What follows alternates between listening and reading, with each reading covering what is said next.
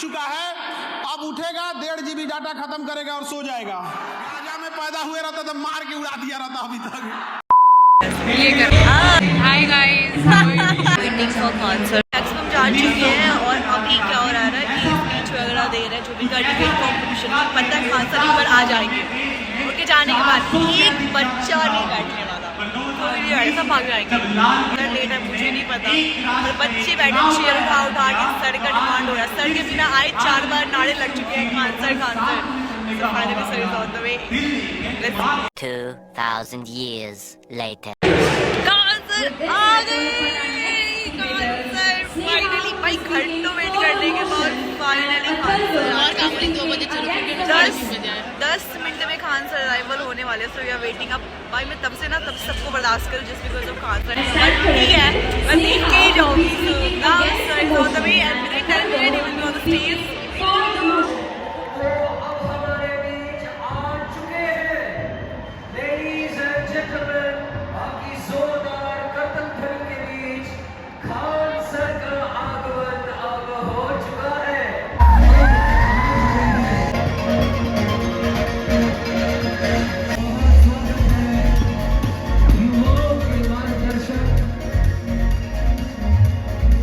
जिन्होंने कई युवाओं को सही राह पर लाने का बीड़ा उठाया, ऐसे खान सर अब हमारे साथ मंच पर मौजूद हैं।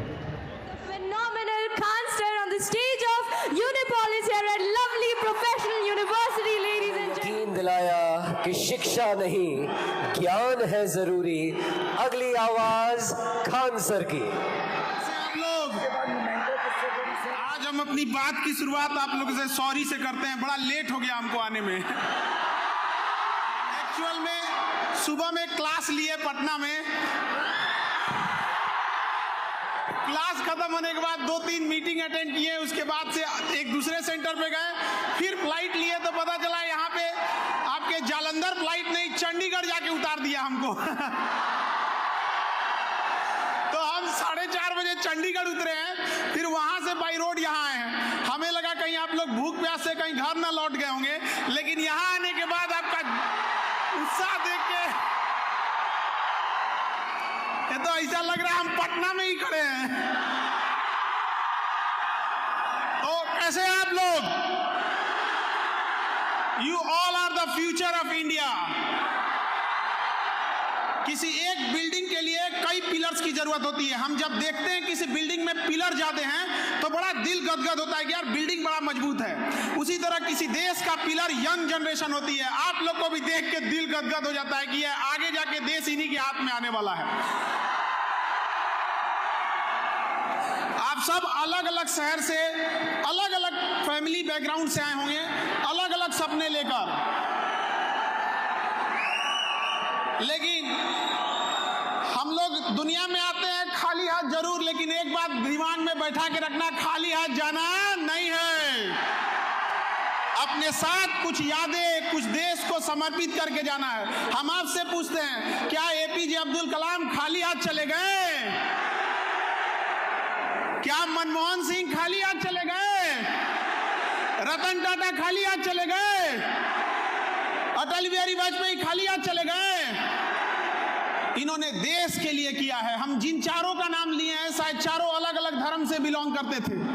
एपीजे अब्दुल कलाम, चाहे रतन टाटा हो, चाहे हमारे मनमोहन सिंह हो या अटल बिहारी वाजपेयी हो, लेकिन जब जो देश के लिए काम करेगा देश उन्हें याद रखेगा। अगर आप परिवार के लिए काम करेंगे तो परिवार आपको याद रखेगा। इसलिए याद रखिएगा, हमारी आपकी मेहनत और काम इतना बड़ा होना चाहिए कि केवल हमारा परिवार नहीं, हमारा मोहल्ला और शहर नहीं, बल्कि पूरा देश गर्व करे कि आपके ऊपर इतनी बुलंदी पर आप लोगों को जाना है। इसके लिए मेहनत जरूरी है। आज का युवा जाग चुका है, अब उठेगा 1.5 GB डाटा खत्म करेगा और सो जाएगा। अरे बाबू लोग, थोड़ा अपने आप पे भी थोड़ा समय देना सीखो, क्योंकि आज हम सबके हाथ में मोबाइल आ गया। गांधी जी के पहले 3 बंदर थे, अभी चौथा है, मोबाइल लेके घूम रहा है। हम लोग के ऊपर मोबाइल का इतना ज्यादा असर हो गया है कि आजकल देखते हैं कि 20 से सेकंड के शॉर्ट वीडियो में भी लिखना पड़ता है वेट फॉर इंड। अजब हाल है भाई, 20 सेकंड भी नहीं देख पा रहा है। लेकिन इससे इंटेलेक्चुअल डेवलपमेंट नहीं होगा। इंटेलेक्चुअल डेवलपमेंट के लिए आपको अच्छी किताबें, अच्छी डिस्कशन, अच्छा ग्रुप होना चाहिए पढ़ाई लिखाई वाला।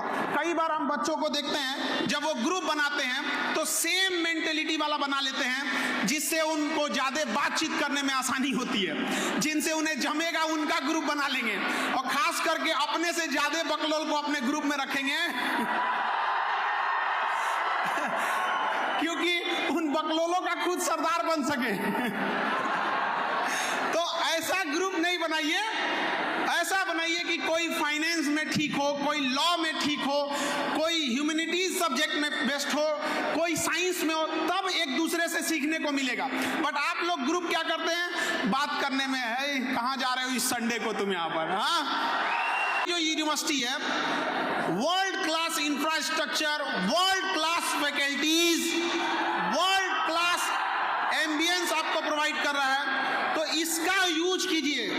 आप यहाँ बैठ के जो पढ़ रहे हैं तो समझिएगा, क्योंकि अगर कोई गांव में बैठा बच्चा है, अगर वो सक्सेस नहीं होता है और आप यहाँ पढ़ने के बाद भी सक्सेस नहीं होते हैं, तो वो फेल्योर कहलाएगा और आप अपराधी कहलाएंगे। याद रखिएगा, माँ बाप ने आपको भरोसा दिया है, जीवन में सब कुछ कीजिएगा, लेकिन उस इंसान का भरोसा मत तोड़िएगा जो आपको आखिरी उम्मीद की तौर पे देखता है। माँ बाप के लिए आप आखिरी उम्मीद हैं। एक माँ आपको कैसे पाली होंगी आप कभी कल्पना नहीं कर सकते हैं। लोग कहते हैं कि महिलाएं पीछे हैं, एक हद तक वो इसका लॉजिक भी देते हैं, लेकिन कभी महिलाओं से पूछिए वो पीछे क्यों हैं। क्योंकि एक पुरुष आगे बढ़ सके, उसका बच्चा आगे बढ़ सके, इसलिए वो अपना पूरा जीवन निछावर कर देती है। और लोग कहते हैं कि महिला पीछे हो जाती है।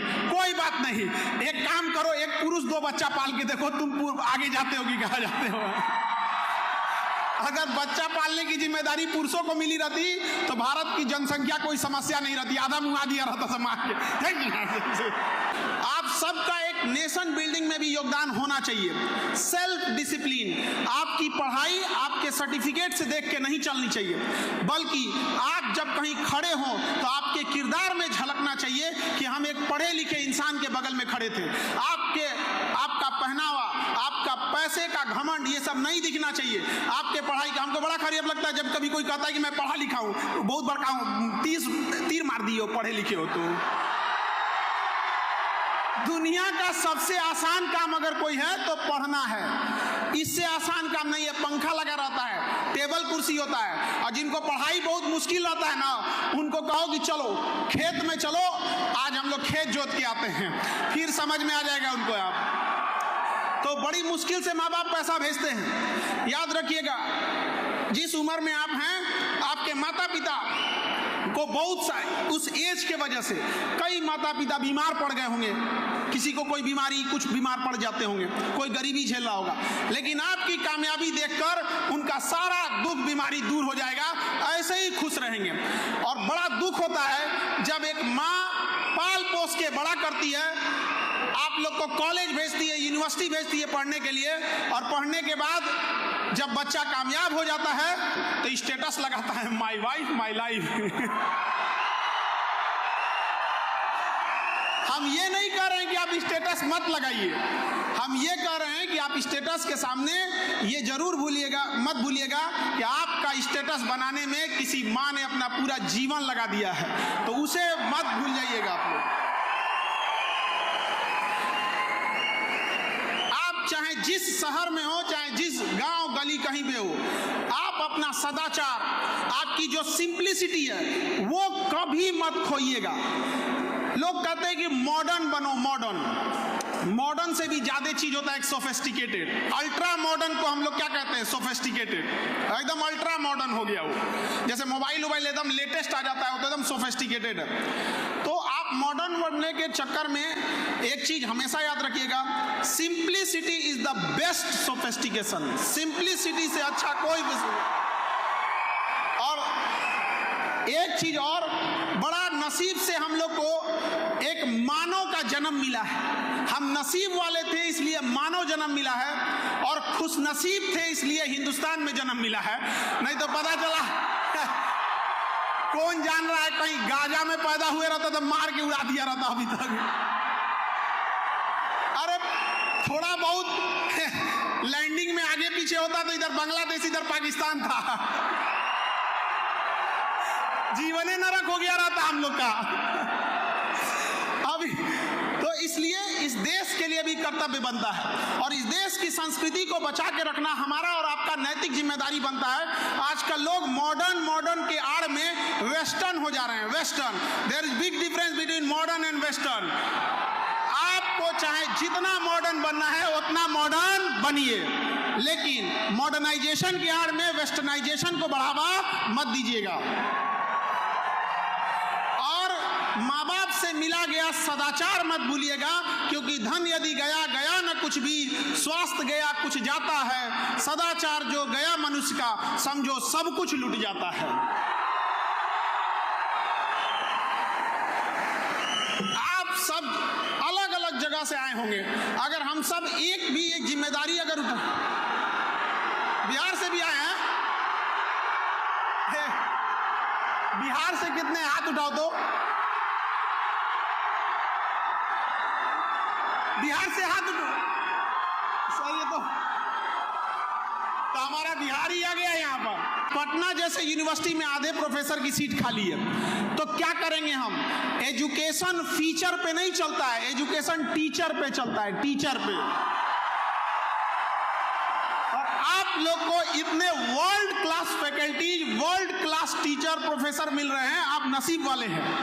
और आप यहाँ पढ़ने आए हैं ना, तो इस चकाचौंध में इस फैसिलिटीज को अपनी पढ़ाई में यूज कीजिएगा। लुक पर ध्यान देने से ज्यादा बुक पे ध्यान दीजिएगा, बुक पे। लड़का लोग, इन बेचारों की तो जीवन अजीब होता है। लड़कों का तो क्या बोला जाए, मन लगा के पढ़ाई करना, संघर्ष करना और कामयाब होना। अमूमन लड़कों के जीवन का संघर्ष तो उनकी प्रेमिका देखी होती है। पत्नी को तो एक कामयाब इंसान मिला होता है, बेचारा सब उदास हो गया, इस सब बेचारा सब जख्मी है सब। इधर उधर लाल पीला हरा करने से बेटर है अपने पढ़ाई पर फोकस कीजिएगा, अच्छे जगह सेटल्ड हो जाइएगा, और समाज को बदले में कुछ जरूर दीजिएगा। और अहंकार कभी मत कीजिएगा।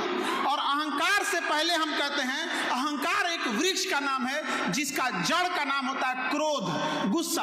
अगर आप गुस्सा करेंगे तो ही अहंकार पैदा होता है। कभी नहीं सोचेंगे कि कोई शांत इंसान अहंकार में बोल रहा है तुमको तो हम बर्बाद कर देंगे, ऐसा कभी बोला है? नहीं, पहले उसका गुस्सा होता है, और गुस्सा होने के बाद काम खराब कर देता है। लोहा देखें कितना मजबूत होता है, बहुत मजबूत होता है लोहा। हर चीज आजकल तो लोहे वगैरह पे चल रही है। तो लोहा को लोहार जब उसको पीटता है ना, तो उसे पता है कि बहुत मजबूत चीज है ये लोहा, इसको पीटेंगे तो ये मुड़ेगा नहीं मुड़ेगा, इसलिए वो उसे गुस्सा से लाल करता है, लाल। जब लोहा गुस्से से लाल होता है ना, कमजोर होके मुड़ जाता है। जब लोहा मुड़ गया गुस्सा में लाल होके, तो तुम किस डेगची के मसाला हो। इसलिए अहंकार मत करिएगा। अहंकार में इंसान को इंसान नहीं दिखता है, और छत पे चढ़ जाओ तो खुद का मकान नहीं दिखता है। इसलिए ये सब चीजों को अपने पास नहीं लाइएगा। सबसे अमीर इंसान दुनिया का कौन है? जिसके बगल में बैठे गरीब इंसान को आभास ना हो कि वो गरीब है। और हम लोग देश में गरीबी की हालत वो है, देश में गरीबी की हालत वो है कि अनाज उगाने वाला किसान 5 किलो अनाज के लिए लाइन में लग गया। आप आपको ये बात जानकर ताज्जुब होना चाहिए, आप यंग जनरेशन है, आपको काम करना चाहिए कि किसानों की स्थिति सुधार हो सके। आप कभी गरीबी को आप किताबों में पढ़ के देखेंगे तो इससे गरीबी दूर नहीं होगी। आप कभी शादी ब्याह कभी होगा ना तो उसमें जाके देखिएगा, कोई बूढ़ा इंसान अगर खाना पीना खाता है ना तो उसको अगर कोई मिठाई वगैरह देता है तो देखता है कोई देख तो नहीं रहा, अगर नहीं देखेगा तो गरीबी इंसान उसको चुपचाप रख लेगा कि घर जाके अपने छोटे नाती पोता को खिलाएंगे। इस हद तक गरीबी है। और हम लोग को जब तक यहाँ से नहीं दूर करेंगे ना, हमें और आपको वहाँ रोशनी करना है जहाँ आज भी अंधेरा है। वरना अमीर तो देश जब गुलाम था तब भी अमीरों का गुजारा हो रहा था और आज भी हो जा रहा है। तो हमें उस कोई रेस में, जीवन के रेस ऐसी रखनी है कि भले दुश्मन आगे निकल जाए लेकिन एक भी दोस्त पीछे नहीं छूटना चाहिए। दोस्त को कभी पीछे नहीं छोड़ना है, याद रखिएगा। और कहते हैं ना, तुम जीत कर भी रो पड़ोगे, कुछ इस कदर से हम तुमसे हारेंगे। तो संसार में है यहाँ पर, इसलिए अच्छे से अपना आदर सत्कार मेंटेन करके रखिए। जिस राज्य से आए हैं उस राज्य का भी डेवलप करिए, जिस देश से है उससे भी कहिए। खास करके चूंकि एजुकेशन 100 ईयर्स पे इंडिया कैसा होना चाहिए, आज किसानों को देखिए कितनी बड़ी समस्या है। किसान के पास अच्छी वैरायटी का उत्पादन नहीं हो पा रहा है। अगर उत्पादन हो जा रहा है तो कीड़े मकोड़े इंसेक्ट खा के खत्म कर दे रहे हैं। अगर उससे बच गया तो बाजार में बेचने ले जाएगा। सब्जी या फल अगर टाइम से नहीं बेचा तो सड़ के खराब हो जाएगा, उसको रोकने के लिए कोल्ड स्टोर नहीं है हमारे पास। अगर उत्पादन ज्यादा कर दिया तो उसका अनाज इतना सस्ता हो जाएगा कि बेचारे को लॉस लग जाएगा। एकमात्र किसान ऐसा है जो मेहनत करता है तो पछताता है। अगर मेहनत करके ज्यादा उत्पादन कर दिया तो उसका सामान सस्ता हो जाएगा और बेचारा कहेगा कि हमको तो कुछ मिला ही नहीं है। तो बड़ा दिक्कत है। और दुनिया का सबसे दिलेर इंसान किसान होता है, जो अपनी पूरी फसल, पूरी मेहनत खुले आसमान में छोड़ के आता है। किसी का रात में ताला बंद नहीं रहेगा ना तो उसकी हालत खराब हो जाएगी। लेकिन एक किसान होता है जो अपनी पूरी फसल खेत में अकेले छोड़ के आ रहा है। और हम लोग जब उसकी ये दुर्दशा देखकर बड़ा अफसोस होता है।